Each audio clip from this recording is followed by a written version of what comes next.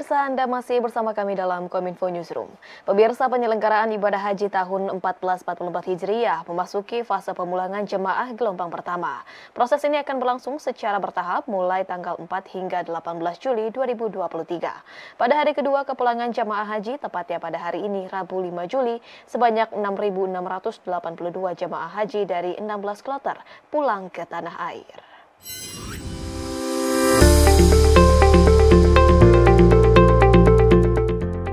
Sebanyak 371 jemaah haji beserta 5 petugas haji telah tiba di Bandara Soekarno-Hatta dari Bandara Internasional King Abdul Aziz, Jeddah menggunakan pesawat Saudi Airlines pada Selasa 5 Juli 2023. Kedatangan kloter pertama ini sekaligus mengawali fase gelombang pertama jemaah haji Indonesia ke tanah air yang telah menyelesaikan rangkaian tawaf ifadah dan tawaf wada. Sedangkan jumlah jemaah haji yang akan pulang ke Indonesia pada hari ini, Rabu 5 Juli 2023, berjumlah 6.682 orang. Jumlah ini terdiri dari 16 kelompok terbang. Kedatangan jemaah haji kloter pertama di Bandara Soekarno-Hatta ini direncanakan berlangsung mulai 4 Juli sampai dengan 18 Juli 2023. Nantinya, usai tiba di bandara di Indonesia, akan ada pemantauan kesehatan oleh Kantor Kesehatan Pelabuhan kepada jemaah haji Indonesia. Selanjutnya, jemaah haji akan digiring naik bus sesuai rombongannya menuju asrama haji. Kemudian setiba di asrama, setelah proses imigrasi, jemaah akan menerima air zam-zam dan koper.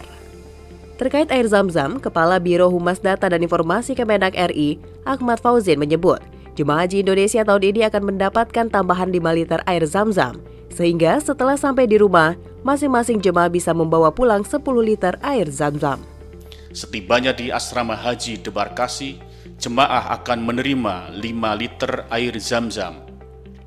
Untuk 5 liter tambahannya akan diterima di kantor Kementerian Agama Kabupaten atau Kota pada kesempatan berikutnya. PPIH dan maskapai sepakat untuk mengirim air zam-zam tambahan untuk jemaah haji Indonesia secara bertahap. Setelah sampai di tanah air, air zam-zam tambahan ini akan didistribusikan ke Kementerian Agama Provinsi untuk diteruskan ke Kementerian Agama Kabupaten Kota. Korps Lalu Lintas Kepolisian Republik Indonesia berencana meluncurkan buku panduan ujian surat izin mengemudi. Kepala Korlantas Polri Irjen Pol Firman berharap bahwa melalui buku tersebut dapat memberi pengetahuan kepada masyarakat tentang soal dan pengetahuan berlalu lintas dalam ujian pembuatan surat izin mengemudi.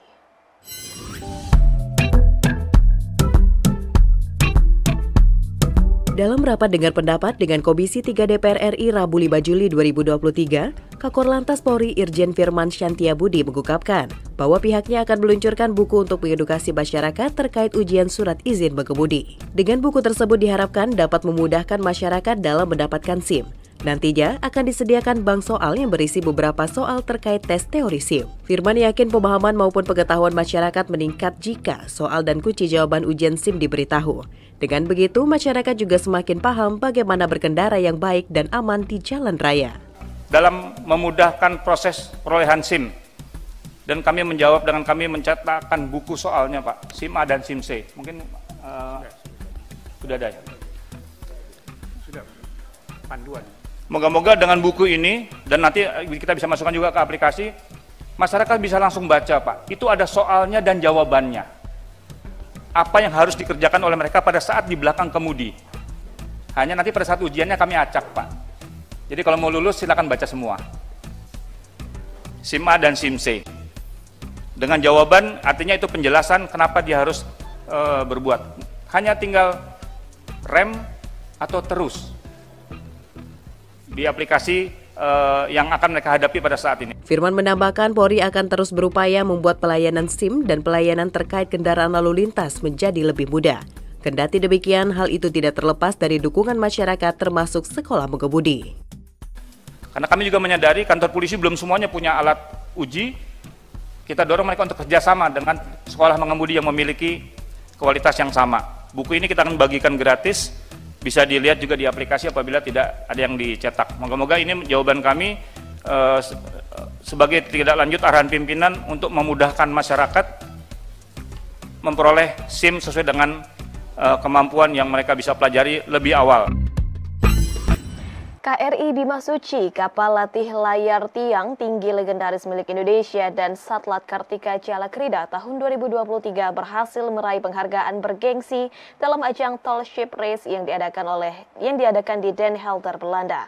Dalam kategori The Most Spectacular Arrival, KRI Bima Suci berhasil memukau masyarakat setempat dengan tampilan yang meriah saat memasuki pelabuhan Den Helder.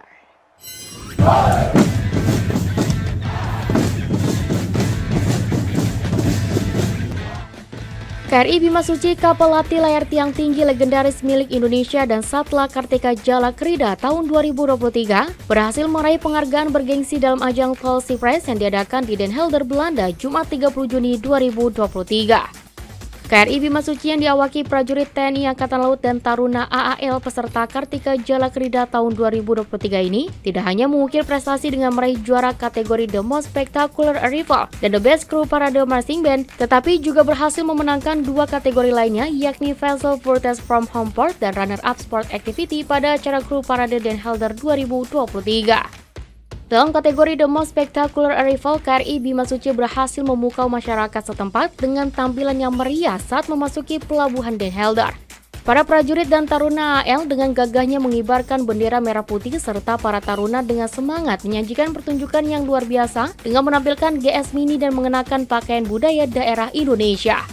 Selain itu, KRI Bima Suci juga memenangkan kategori The Best Crew Parade Marching Band. Genderang Suling Gita Jala Taruna AL tampil gemilang dengan atraksi marching band yang dinamis dan penuh semangat.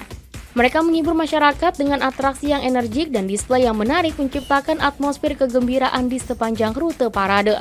Penampilan kesenian para prajurit KRI Bima Suci dan Taruna Akademi Angkatan Laut Tingkat 2 Angkatan ke-70 pada parade kru dilepas langsung oleh Gubernur AAL Maijen TNI Endi Supardi, Waspres Kasal Brigjen TN Endang Taryo beserta para pejabat TNI Angkatan Laut dan berhasil membuat semua mata pengunjung yang hadir di sepanjang rute parade dari Port of Den Helder menuju pusat kota memandang bangga dan kagum. Antusias para pengunjung yang hadir selain dikarenakan kegiatan Tall Ship Race yang hanya dilaksanakan setiap 4 tahun sekali, juga dikarenakan pada event ini dihadiri oleh peserta kapal layar dari seluruh belahan dunia.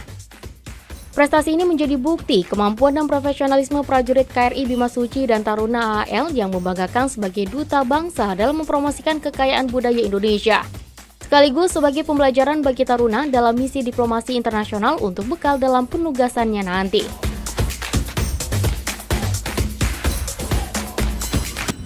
Pemirsa, usai jeda kami akan kembali dengan mengulas lebih dalam tentang JKN perlindungan dan akses Vaskes bagi masyarakat. Tetaplah bersama kami.